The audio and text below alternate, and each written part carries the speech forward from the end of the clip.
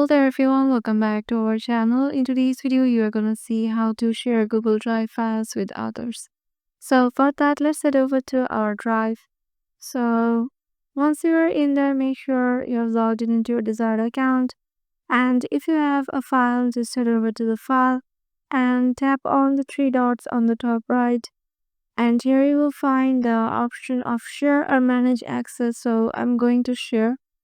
So and in here, manage the access by tapping in manage access and change the general access from restricted to anyone with the link.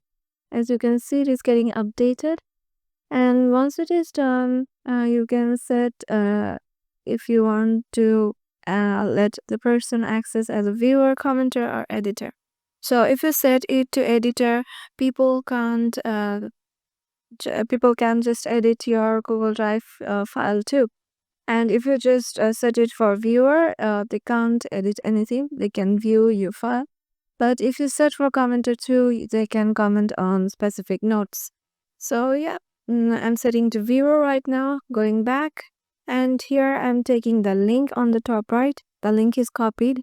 And now you can just post or share this link with anyone you want to share your Google Drive files with.